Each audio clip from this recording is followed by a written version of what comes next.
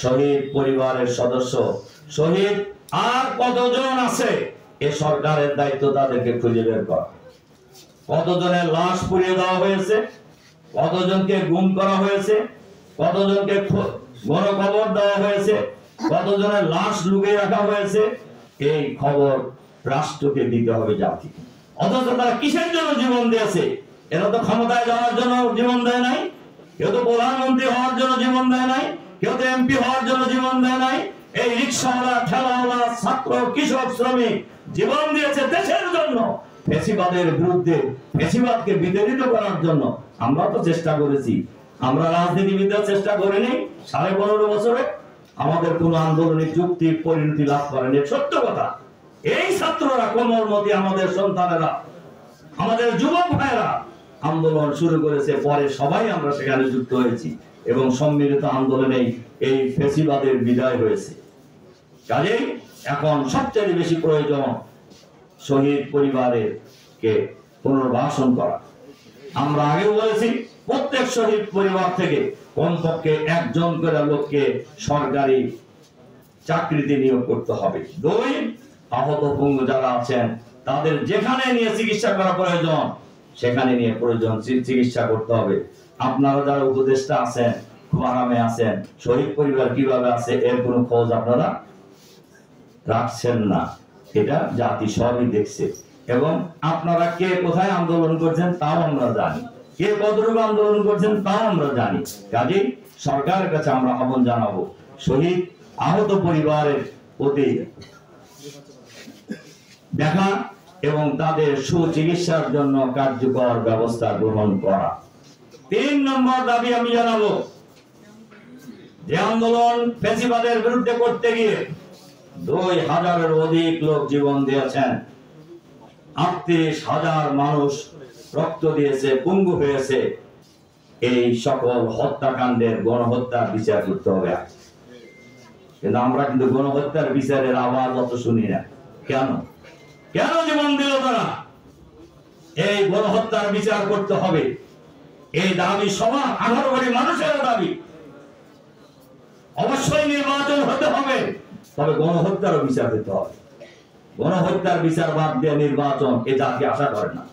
গণহত্যার আমরা সবাই বলি, আপনারা নির্বাচন যত তাড়াতাড়ি সম্ভব আপনারা দিবেন, এর মধ্যেই গণহত্যার বিচার করতে হবে। গণহত্যার সকল ডকুমেন্ট আছে, সকল ডকুমেন্ট আছে। আমরা প্রধান উপদেষ্টার কাছে আহ্বান জানাবো, নির্বাচনের আগেই গণহত্যার বিচার সম্পন্ন করুন। এখনো ফ্যাসিবাদের দোষর সরকারের ভিতরে বাইরে অনেক আছে, তাদেরকে চিহ্নিত করুন, তাদেরকে বিচারের আওতায় নিয়ে আসুন, গ্রেফতার করুন, তাদেরকে বিচারের মুখোমুখি করুন।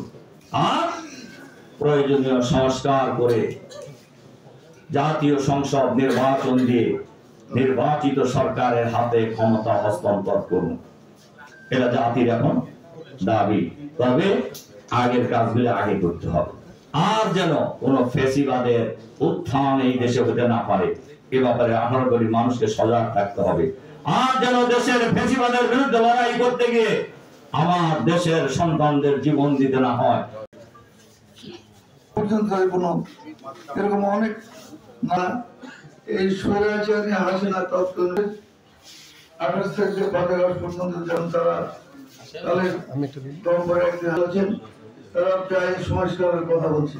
প্রথমে ছিল 7 দফা, পরে হয়েছিল 31 দফা। সকল দল তারাই বাকি সংস্কার করে দেবে।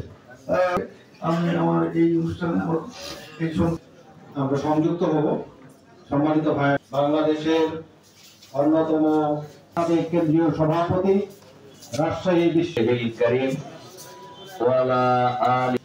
উদ্যোগে আয়োজিত আজকের এই ভোটের অধিকার প্রতিষ্ঠার জন্য আমরা বিশ্বাস করি। আমরা সকল শহীদ ইতিহাস জুলাই বিপ্লবের ফ্যাসিবাদ বিচ্ছিন্ন করেছে। আমরা আল্লাহর কাছে দোয়া করি তাতে করে বিশ্ব জেনে শুনে কথাগুলো কে জানে। সর্বোপরি বলবো, একটি মানবিক বাংলাদেশ গড়ে সংশ্লিষ্ট সকলকে এখানে অংশগ্রহণ করার জন্য আমাদের দরবারে দোয়া করি। আল্লাহ তাআলা তাদেরকে শহীদ হিসাবে কবুল করুন।